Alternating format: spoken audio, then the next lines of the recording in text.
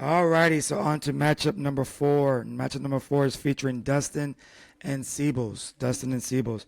This one here is kind of a lopsided one, man, unfortunately for Dustin, in my opinion. Um, I think that, well, let's go through it. Siebels' team, Kyler Murray, I think that he has a tough matchup against San Fran this week. I think that that's a division game, too, right, Egan?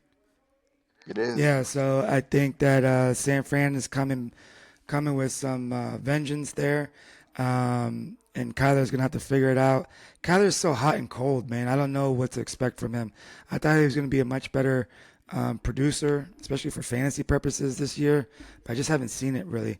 Um, one aspect I do like about Sebos' team, going back to Kansas City and the whole Travis Kelsey and Rashid Rice situation, Xavier Worthy's gonna you got to bump him up. I mean, he's could be possibly the number one receiver over there now. They've been using him kind of fluky type plays lately, but I feel like now is the time where he needs to play wide receiver, and I think he does. I think that Jacobs definitely is finding his rhythm over there in Green Bay as well. And Kenneth Walker the third, I think he scored like 3 touchdowns last week. I mean, pretty much Seattle's offense. In my opinion, they haven't really been doing too much, nothing in the air. And Kenneth Walker can catch the ball, can do everything.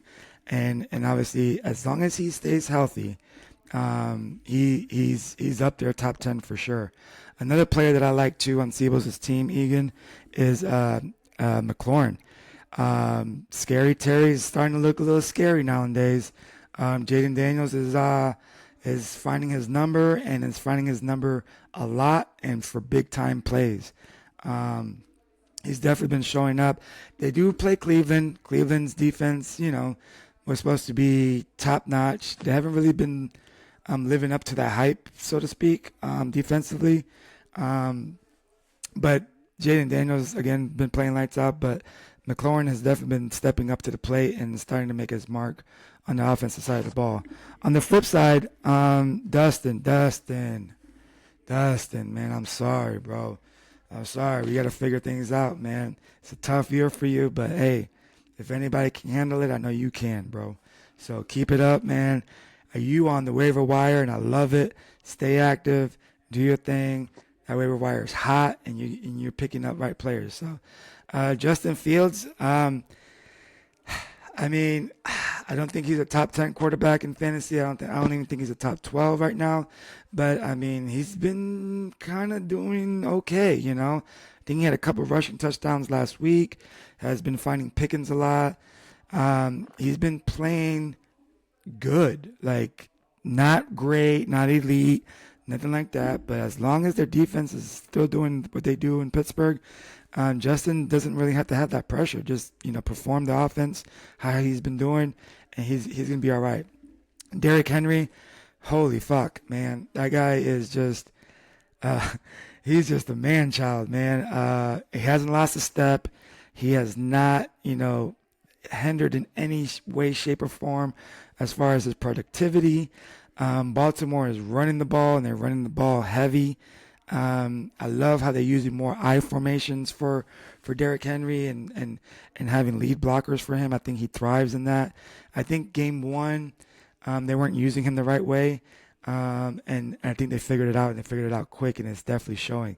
And Kareem Hunt, great pickup, first of all. Think he produced fairly well last week, and I don't think that slows down this week. I think he is the feature back there. I don't think P. Ryan is going to be eaten into his touches. That Steel Cat, Sunshine, I don't think he is what we thought he was. He's a hell of a runner, kind of Mike Allstott kind of, where he just wants to run people over. But when you run people over, you got to protect the ball. And Andy Reid don't play that fumble game. If you fumble, you're gonna find your way on the bench real quick. So I think he found that out last week. Mike Evans, man, Mike Evans is Mike Evans. I mean, he's doing his thing. He's not, your Justin Jefferson or your CeeDee Lamb, but the guy is just fucking consistent, bro. Like, I mean, he's a mismatch nightmare. He's a red zone, threat every time that they're in there.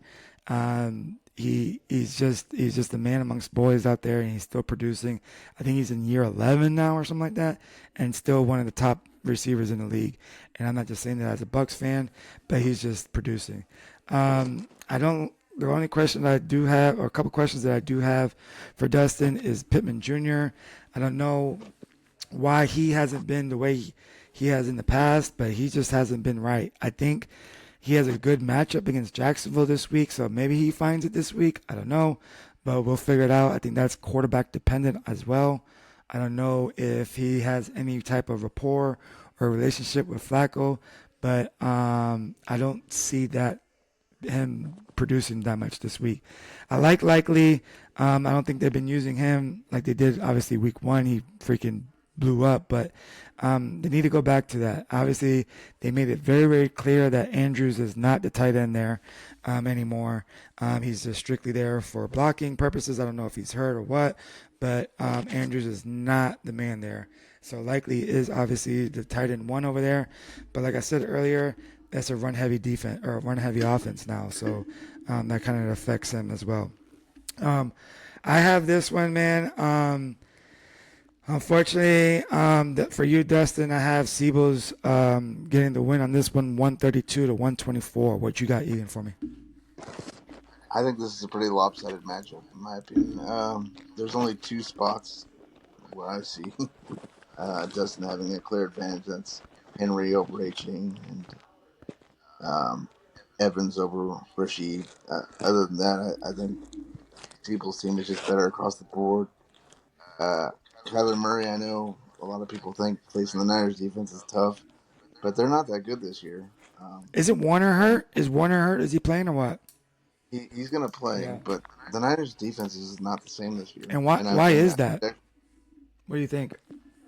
I, I just think they've had a lot of turnover, and I don't think they've addressed certain areas that they needed to address. The D line, obviously, losing Hargrave is a big deal. yeah. Elliott's banged up, and we don't know if he's going to play. And they're not getting consistent passers on the other side of Bosa, and I really think we missed Dre Greenlaw. Honestly, that's a huge loss. Huge loss. Huge loss. Warner's been the best. Warner's been the best linebacker in the game through 4 weeks, I agree. but they just miss Greenlaw in the middle. And and Kyler Murray, even when we're at a top defense, he always gives us fits. A-Chain is again hurt by Tua, and you can't go against Henry. I mean, I remember when Henry was 4 years in the league, I'm thinking, man, this guy's gonna wear down. And here we are. I don't know how many years he's been playing, but the guy just shows no signs of slowing down. Um, but I mean, Pittman is so inconsistent. You just can't count on him for anything. Likely's had one good game. Uh, Walker coming off that huge game Monday night. Well, I mean, Williams has just been up and down as well. And Lockett shouldn't even be in the starting lineup, honestly. I mean, I'm being honest. I mean, you got Metcalf and JSN there. I mean, I like Chase Brown, man. I think you might want to look into that, Dustin. Chase Brown has been getting some looks, especially in the red zone. Just throwing that out there. and I mean, he does have Seattle's defense against the Giants. I mean, I'm pretty sure a high school defense could go up and do pretty well against the Giants, but I, I think this is going to be the biggest blowout of the week. Ooh, nice. I just, I mean, Siebel's is a pretty solid team up and down. I mean, there's not really any weak spots that I see. I mean, yes, Rashid's been inconsistent, but he's had more big games than he has. He's only had one game where he really didn't do anything. And McLaren's coming on with Daniels improving week to week. His numbers are coming up, and I think Siebel's has one of the better teams in the league, even after trading me Harrison. I mean, I think Worthy, now that Rice is out, it's just going to blow up, and I I see I see Siebel's winning this by about 15 points and probably 125 to 110 or something like that. 125, 110.